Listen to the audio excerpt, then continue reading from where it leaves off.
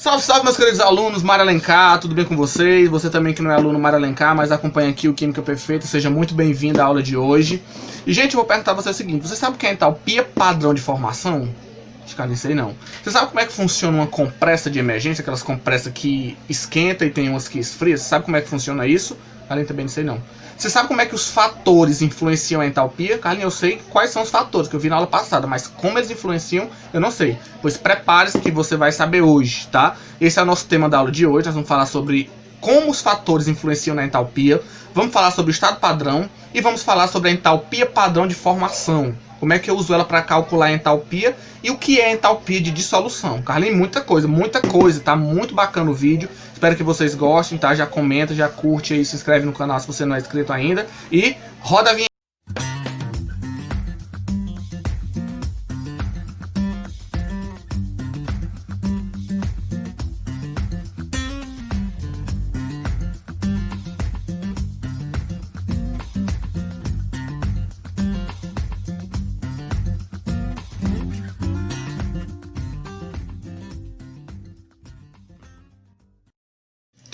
Então vamos lá, gente. Primeira coisa é em relação à fase de agregação dos reagentes e produtos. A gente viu que um dos fatores que influencia na variação de entalpia é o estado físico dos reagentes e dos produtos, que é a mesma coisa que fase de agregação. E aí nós temos o seguinte, ó, só para relembrar. Deixa eu até ativar logo minha canetinha marota. Pronto. Lembre-se que no estado sólido, a energia das partículas no estado sólido, ela é menor do que a energia no estado líquido, que é menor do que a energia no estado gasoso. Lembre que no estado gasoso as moléculas estão mais agitadas, então a energia é muito maior, né? O grau de agitação das moléculas é maior. E no estado sólido a energia das moléculas já é menor, né? Porque as moléculas estão numa velocidade mais baixa, tá? Estão menos agitadas. Então, com base nisso, nós temos o seguinte, ó. Acompanhe aqui comigo essas duas equações termoquímicas aqui que representam a formação da água, tá? Eu vou ter aqui nos dois casos, ó, gás hidrogênio reagindo com gás oxigênio, formando água. A quantidade é a mesma, o que muda é só que nesse primeiro caso aqui, eu tenho a formação de vapor de água. E nesse segundo caso aqui, eu tenho a formação de água no estado sólido. Perceba que a diferença de entalpia de uma para outra muda, né? Aqui eu tenho 242,9 kJ por mol e aqui eu tenho menos 292. Carlinhos, por que quando eu formo água sólida eu libero mais energia? E aí nós temos o seguinte, olha só. O estado físico mais energético é aquele que libera menos energia. Como assim, Carlinhos? O estado sólido, gente, ele é um estado de pouca energia. Então, quando essa energia é produzida, pouca quantidade de energia vai ficar no estado sólido, porque ele já é um estado de baixa energia. Então, é como se sobrasse mais energia para ser liberada, tem um saldo de energia maior. Já o estado vapor, como já é um estado muito energético, as moléculas estão loucas, quando libera energia, boa parte dessa energia vai ficar no estado de vapor, porque é um estado que tem muita energia. Então vai sobrar pouca energia para ser disponível. Então o saldo de energia vai ser menor, tá bom? Então pense no seguinte, toda vez que você tiver a mesma reação e você tiver produtos no estados físicos diferentes, sempre o produto no estado sólido, por ser um estado menos energético, vai ter mais energia disponível para ser liberada. Então o estado sólido, ele sempre libera mais energia do que o mesmo produto no estado de vapor, tá bom? Por exemplo, entre o estado líquido e o estado sólido, qual deles libera mais energia? Como o estado líquido é um estado mais energético, então significa que vai sobrar menos energia para ser liberado, tá bom? Então sempre o estado sólido vai ocorrer a maior liberação de energia. Não confunda, tá? Não pense que o estado sólido ele é o estado mais energético. Não, ele é o estado menos energético. Justamente por isso, ele vai ter mais energia para ser liberada, né? Vai ficar mais energia sobrando. Deu para entender? Então vamos lá. Meus queridos, o segundo tópico é a forma alotrópica, né? A gente viu que a alotropia ela também influencia na variação de entalpia. Lembrando que a alotropia é um fenômeno que você tem um elemento que ele forma duas ou mais substâncias simples diferentes, tá bom? Se você quiser se aprofundar mais sobre isso, vá lá na aula do canal do primeiro ano, né? Tem uma aula lá de sistemas e alotropia, que você pode se aprofundar mais no conceito de alotropia. Então vamos lá, olha só o seguinte. Eu tenho aqui duas reações, tá? Formando o mesmo produto, o estado físico é o mesmo, ó, gasoso. Só que aqui eu estou usando carbono grafite e aqui eu estou utilizando carbono na forma diamante. Carlinhos, por que a forma diamante libera mais energia, 395, enquanto a forma do grafite libera menos? Porque nós vamos pensar assim, gente, ó. A forma alotrópica mais estável, quem é mais estável, quem tem mais estabilidade, significa que ele tem um menor conteúdo energético. Se ele tem um menor conteúdo energético, é a forma mais estável, então ele vai ter menos energia para ser liberada. Então, entre o diamante e o grafite, nunca mais esqueça isso, tá? A forma grafite ela é mais estável. Se ela é mais estável, então significa que ela tem uma energia menor. Como ela tem uma energia menor, então ela vai liberar menos energia. Já o diamante, por ser a forma mais instável, significa o quê? Que se ele é menos estável, se ele tem uma estabilidade menor, ele tem mais energia. Então, se ele tem mais energia, então ele vai liberar mais energia. Até porque o diamante, pela estrutura dele ser cristalina, né, ele consegue acumular mais energia. Então, mais energia vai ser liberada, tá certo? E aí eu coloquei aqui, ó, mais 3 compostos que são 3 elementos que sofrem alotropia. Aqui eu coloquei o enxofre, que o enxofre pode ter tanto a forma rômbica como a forma monoclínica. O fósforo pode ter o vermelho e o branco, né? E o oxigênio tem a forma gás, oxigênio, que é o O2 e o O3. Dentre esses casos aqui, preste atenção. A forma mais estável do enxofre é a forma rômbica. A forma mais estável do fósforo é o fósforo vermelho. E entre o gás oxigênio e o gás ozônio, a forma mais estável é o gás oxigênio. Carlinhos, o que é que significa isso? Significa que se eu fizer uma reação com enxofre rômbico e monoclínico, qual deles libera menos energia? Bom, Carlinhos, o enxofre rômbico é mais estável. Se ele é mais estável, ele tem um conteúdo energético menor. Então ele vai liberar menos energia. Exatamente. Já se fosse o monoclínico, como é a forma menos estável, acontece uma liberação de energia maior. Tá bom? Então, guardem essa informação que é importante sobre a forma alotrópica que ela influencia. Então, repare sempre, tá? Sempre que tiver alguma coisa de carbono, se ele estiver indicando que é grafite ou diamante, lembre-se quem é a forma mais estável dos dois, tá bom? Combinado? Então, vamos adiante. Outro fator que influencia bastante na variação de entalpia é a quantidade de reagente de produto. E, gente, essa parte é muito interessante.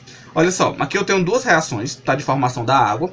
Lembre-se que eu estou formando aqui, ó, os 2 casos eu estou formando vapor de água, só que aqui eu estou mudando. Aqui eu usei 1 mol de hidrogênio, ó, 1 mol de gás hidrogênio. Aqui eu estou usando 2 mols. Carlinhos, o que é que aconteceu aqui? Gente, se você prestar atenção, eu dupliquei a quantidade de todos os reagentes. Consequentemente, eu também dupliquei a quantidade do produto. E olha só o que foi que aconteceu com a entalpia. De menos 242 foi para menos 485. Carlinhos, dobrou também a entalpia. Dobrou também. Por que que dobrou? Porque a quantidade, a variação de entalpia, ela é proporcional à quantidade de reagente de produto. Carlinhos, quer dizer que se eu triplicasse a quantidade de reagente e de produto, a minha entalpia seria triplicada? Sim. Se eu reduzisse pela metade a quantidade de reagente de produto, a entalpia também seria reduzida pela metade. Lembrando que isso acontece se eu fizer a reação nas mesmas condições, na mesma temperatura, na mesma pressão, com as mesmas substâncias. Se eu só mexer na quantidade, tá bom? Então eu coloquei aqui, ó, a variação de entalpia é proporcional à quantidade de reagentes e de produtos, mantendo-se as mesmas condições. Então dobrou a quantidade de um, a entalpia vai dobrar também. Se eu triplicar, ela triplica, tá bom? E essa entalpia aqui, meus queridos, ó, essa entalpia que está relacionada com a reação, eu vou chamar ela de entalpia de reação. O que seria a entalpia de reação? Nada mais é do que a quantidade de energia associada àquela reação específica. Por exemplo, ó, nesse primeiro caso aqui que eu estou apontando, significa o quê? Que para cada 1 mol de gás hidrogênio, eu libero 242 kJ. Para cada meio mol de oxigênio, eu libero 242. Para cada 1 mol de água, eu libero 242. Se eu dobrar a quantidade deles, eu dobro o valor, tá bom? E essa entalpia relacionada à reação, vou chamar de entalpia de reação, que é o ΔH. Lembrando que nesse caso aqui eu tenho 2 casos de reações exotérmicas. Carlinhos, por que exotérmica? Olha o valor do ΔH. Tá negativo. Lembra da aula passada? ΔH negativo, reação exotérmica. Tá bom? Então vamos adiante. Gente, os outros 2 fatores que influenciam a reação é a temperatura e a pressão. Olha aqui, eu coloquei 2 reações, tá? Não mexi com a quantidade é a mesma. Não mexi com o estado físico. Mas aqui, ó, essa reação está em 15 graus. Já aqui eu fiz a reação em 75 graus. Carlinhos, mudou pouca coisa, mas mudou. Por que que quando eu mudo a temperatura, eu mudo a variação de entalpia? Porque, gente, pensa comigo o seguinte, ó. A quantidade de calor, vou representar aqui com a letra Q, vou chamar de Q1. A quantidade de calor que eu preciso para aquecer essa mistura aqui a 15 graus é diferente da quantidade de calor que eu vou precisar para aquecer essa mistura a 75 graus. Da mesma forma que a quantidade de calor que eu vou precisar para aquecer o produto a 15 graus, vou chamar aqui de Q2, essa quantidade de calor aqui para aquecer o produto de 15 graus para 75 também é diferente. Então a quantidade de calor necessário para aquecer o reagente ou produto, quando eu mudo a temperatura, essa quantidade de calor vai ser diferente. Então a variação de entalpia também vai mudar. E eu coloquei assim, ó. A energia necessária para aquecer os reagentes e produtos de uma temperatura para outra é diferente. Como a energia para aquecer os reagentes em uma temperatura é diferente da energia que eu vou precisar em outra temperatura, a variação de entalpia ela também vai mudar. Não mudou muito nesse caso aqui, mas mudou. Então lembre-se que a temperatura ela influencia sim na variação de entalpia de uma reação, tá bom? Carlinhos, e a pressão? Eu botei o seguinte, ó. Não iremos nos preocupar com a pressão. Oxe, por que nós não vamos nos preocupar, Carlinhos? Porque, gente, a pressão, se os meus reagentes estiverem no estado sólido ou líquido, a pressão ela não tem influência significativa no estado sólido e líquido. Então já não vai nos preocupar com isso. Mas, Carlinhos, se eu estiver trabalhando com substância no estado gasoso, no estado gasoso, a pressão ela só vai ser significativa quando eu trabalhar com pressões da ordem de 1000 atm. Tá? Deixa eu colocar aqui para vocês, ó. 1000 atmosferas de pressão. Só que a maioria das reações que a gente trabalha, gente, são reações em 1 atm. Então, praticamente, a pressão ela não vai ser uma preocupação para a gente. Agora, se você trabalhasse com gases a pressões acima de 1000, aí sim a variação de entalpia iria ser alterada. Mas para as reações que a gente vai trabalhar aqui, quase todas elas, a maioria são feitas em pressões ambiente. Então não é uma preocupação para a gente a pressão, tá bom? Mas se perguntarem numa prova se a pressão influencia, sim. Mas no nosso caso, nas condições que a gente usa, não vai ser um problema, ok? Show? Então vamos seguir. Pronto, gente. Nós já vimos os fatores que influenciam na entalpia, quantidade de reagente, a forma alotrópica, o estado físico dos reagentes do produto também vai influenciar, e a temperatura e a pressão. E agora nós vamos falar de uma coisa muito interessante, que é o estado padrão. Essa parte é show. Segura aí a cadeira que é muita emoção agora. Carlinhos, o que é o estado padrão? Dentro da química, ou várias outras ciências, a gente sempre tem uma referência, né? Dentro da química não é diferente. Dentro do estudo da termoquímica, nós escolhemos alguns padrões. Foi convencionado alguns padrões para facilitar o nosso estudo. Então, primeira coisa. Um elemento químico, ele vai estar no seu estado padrão quando ele estiver no seu estado físico mais comum e na sua forma alotrópica mais estável. Vou detalhar isso para você.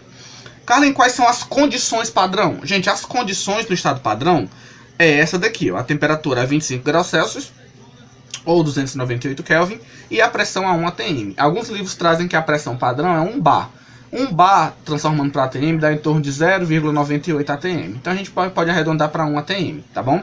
Então a 1 atm de pressão e 25 graus Celsius, essa é a temperatura e a pressão do estado padrão. E eu vou chamar isso aqui de condições padrão.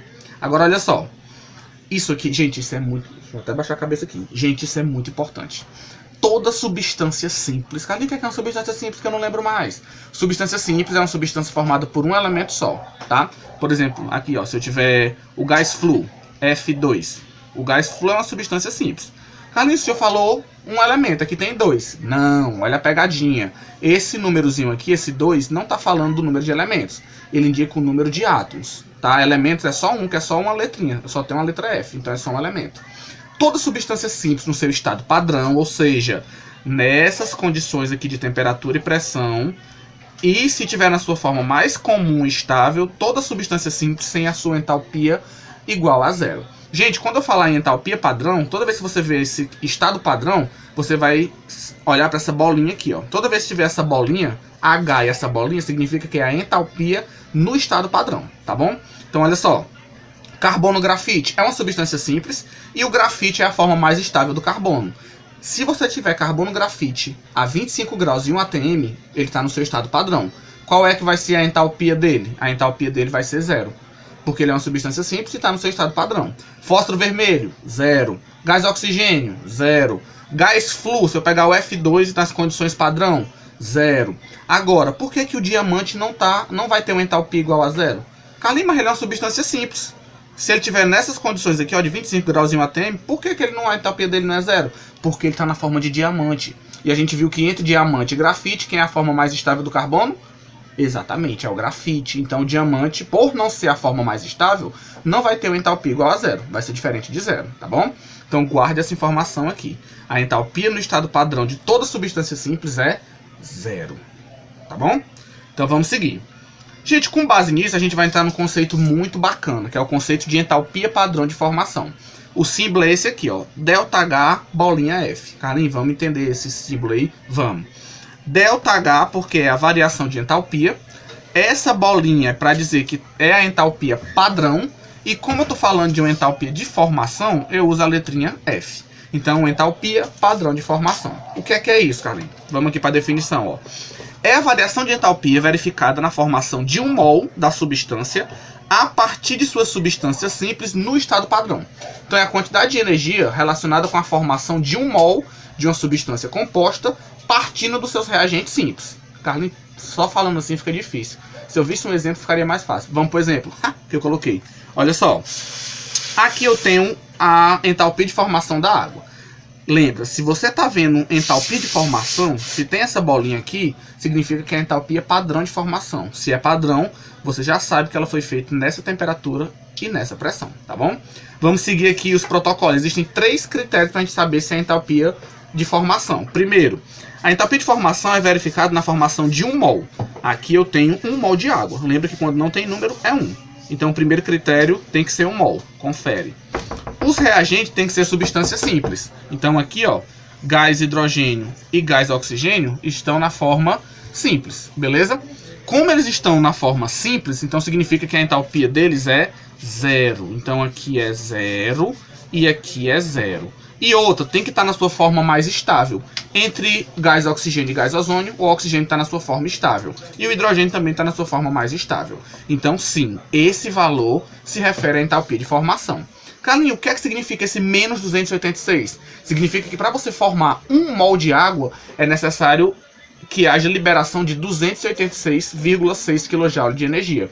Carlinhos, como é que eu tenho certeza que esse valor é só da formação da água? Porque os reagentes são simples. Se eles são simples e estão no estado padrão, então significa que a variação de entalpia deles é 0. Se os reagentes é tudo 0, a energia que foi produzida, que foi liberada, é referente somente ao produto. Então essa é a entalpia de formação da água, para formar 1 mol, tá bom? Vamos ver outro exemplo aqui, ó. Eu pergunto a vocês, gente, será que esse ΔH aqui é a minha entalpia de formação? Carlinhos, para ser a entalpia padrão de formação tem que seguir os 3 critérios. Vamos ver o primeiro. Tem que ser 1 mol de produto. Realmente aqui só tem 1 mol. Primeiro critério, ok. As substâncias tem que estar na forma simples. Oxigênio é uma substância simples, confere. Enxofre está na forma simples, confere. Hidrogênio também.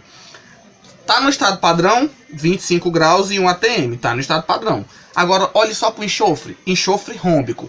Você vai ter que lembrar, quem é o mais estável? É o rômbico ou é o monoclínico? Carlinhos, é o rômbico. Se o enxofre rômbico é o mais estável, que no caso é, então significa que ele está na sua forma mais estável. Está no seu estado padrão. Então está todo mundo no seu devido estado padrão, está todo mundo na sua forma mais estável. Então sim, eu posso afirmar que esse ΔH aqui é a minha variação de entalpia padrão de formação. Ou seja, para formar 1 mol de ácido sulfúrico, eu preciso de 813 kJ. É liberado 813 kJ para cada 1 mol de ácido sulfúrico. Tudo bem? Ficou claro? Tá ali, vamos mais um exemplo. Vamos lá. Perguntar a vocês. Gente, essa reação aqui, eu posso afirmar que esse ΔH, eu nem coloquei valores, só coloquei o ΔH. Eu posso afirmar que esse ΔH representa a entalpia de formação da amônia? Vamos ver os critérios.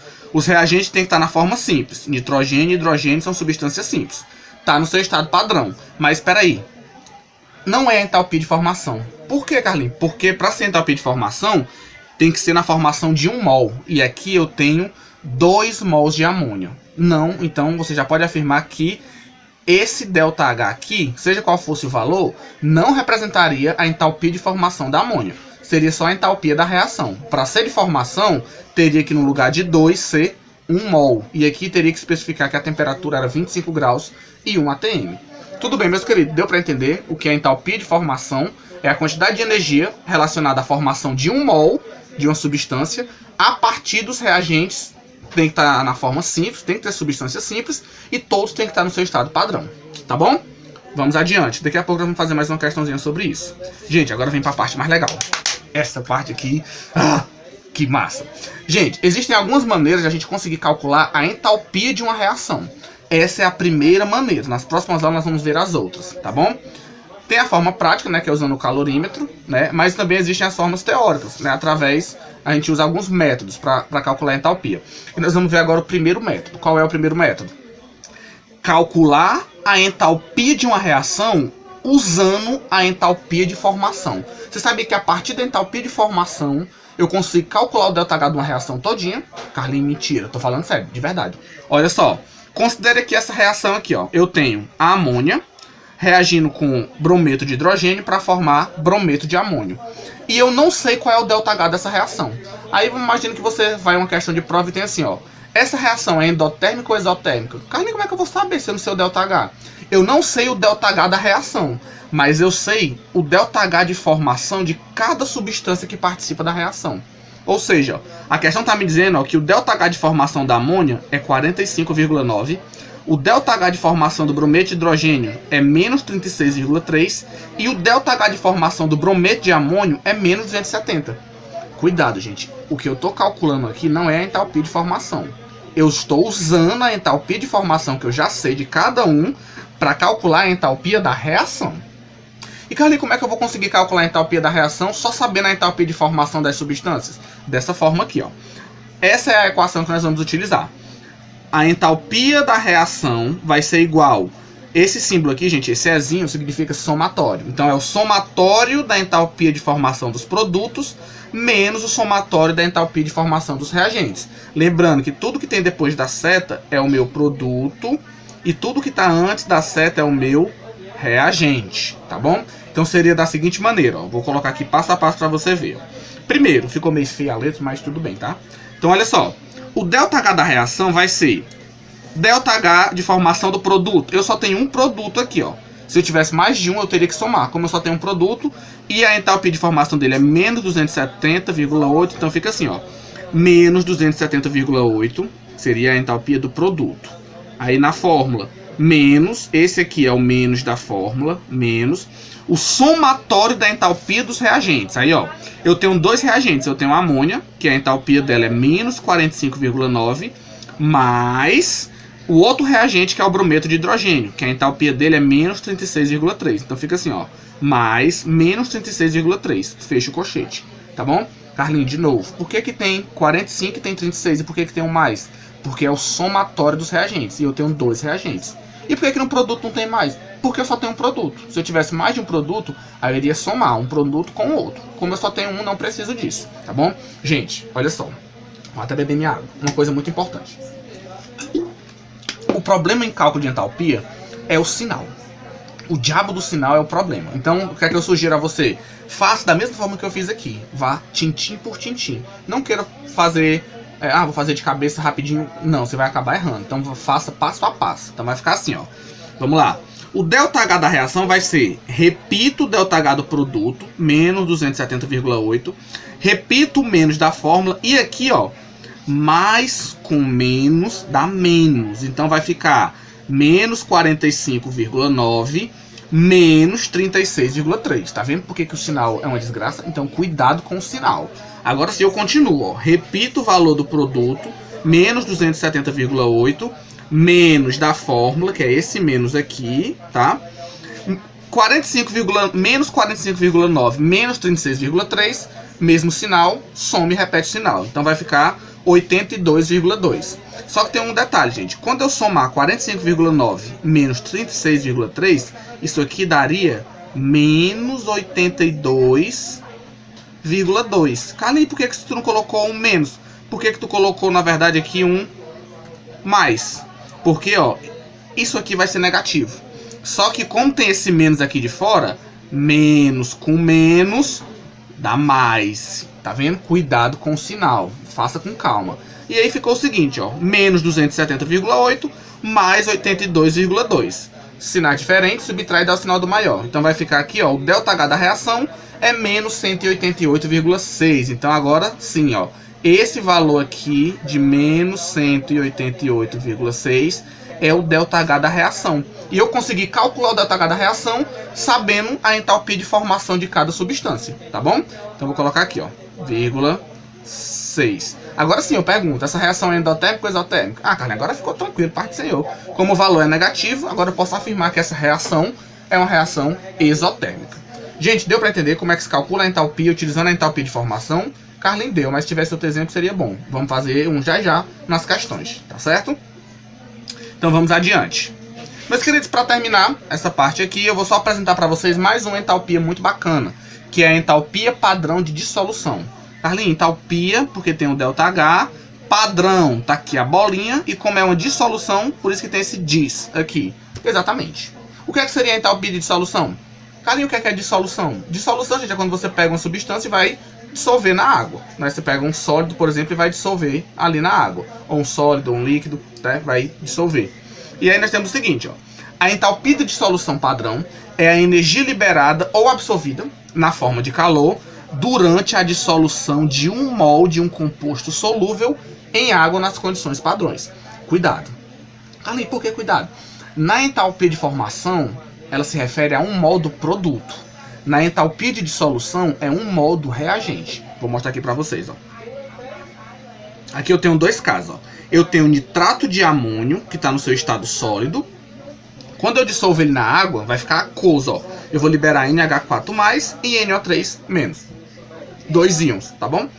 E esse valor aqui, ó, ΔH, bolinha diz, é a entalpia padrão de dissolução. Ou seja, quando eu dissolvo 1 mol de nitrato de amônio em água, quando eu vou dissolvendo, vai liberando ou vai absorvendo energia. No caso do nitrato de amônio, ele absorve energia. Então é uma dissolução endotérmica. Significa o quê? Significa que quando eu vou dissolvendo o nitrato de amônio aqui na água, vou dissolvendo até chegar a uma quantidade de água. Não é uma quantidadezinha pequena, tá, gente? É uma quantidade suficiente para a solução ficar bem diluída. Então quando ela ficar bem diluída, eu vou absorver 25,69 kJ.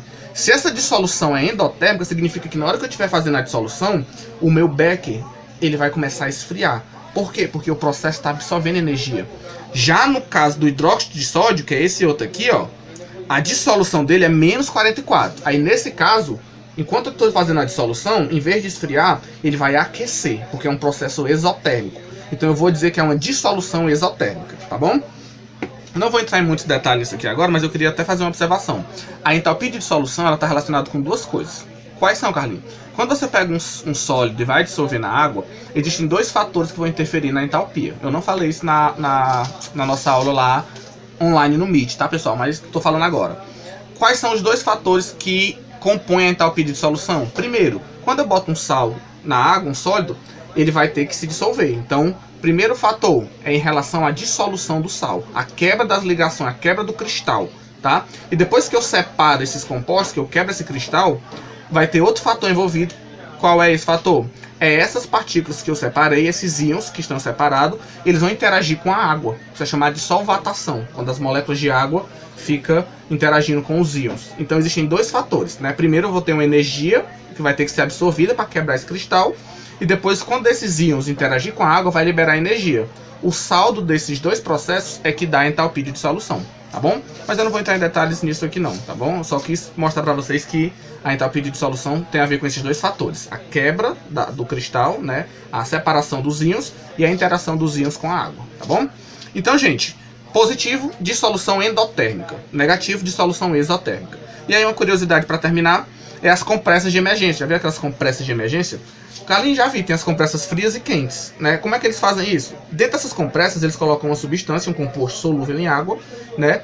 Se for uma compressa fria, eles podem botar nitrato de amônio. Se for uma compressa quente, eles podem colocar, por exemplo, cloreto de cálcio. Então o que é que acontece? Dentro dessas compressas tem o sal, fica lá guardadinho, e tem a água. Então quando você pega essa compressa e entorna essa compressa, o que é que vai acontecer? O sal vai entrar em contato com a água. Então enquanto ele começar a dissolver, vai começar a liberar energia ou absorver. Se for uma compressa fria, eu vou utilizar um sal que a dissolução dele seja endotérmica, porque absorve energia.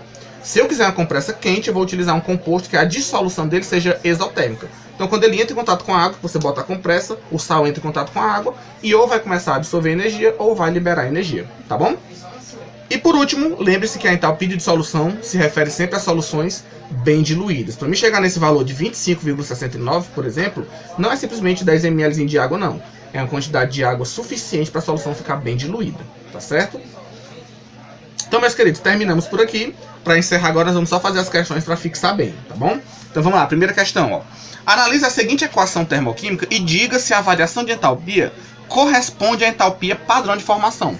O que é que eu quero saber? Eu quero saber de você se esse ΔH aqui eu posso afirmar que ele é o meu ΔH bolinha F, ou seja, se ele é a minha entalpia de formação. Como é que eu vou saber isso? Sabendo se ele segue os critérios. Vamos lá, primeiro critério. Para saber se é entalpia de formação, tem que ser 1 mol do produto. Então, aqui tem 1 mol. Carlinhos, primeiro critério, ok. Os reagentes têm que ser substância simples. O oxigênio é substância simples e o carbono também é substância simples. Mas o carbono está na forma mais estável? Aí você olha para cá e vê aqui, ó, Carlinhos, diamante. E aí, entre diamante e grafite, quem é a forma mais estável do carbono? É o grafite. Ou seja, se ele está na forma diamante, ele não está na sua forma mais estável. Então ele não está no estado padrão. Significa então que esse ΔH aqui, ele não representa a entalpia padrão de formação. Ele é simplesmente o ΔH da reação. Mas você não pode dizer que ele é a entalpia de formação. Só seria a entalpia padrão de formação se em vez de diamante fosse grafite. Aí sim ele estaria no estado padrão, tá bom? Como não é, então fora. Não é a entalpia de formação. Show de bola? Vamos para a questão de número 2. Gente, agora é uma questãozinha de cálculo, para a gente poder fixar a parte de entalpia de formação.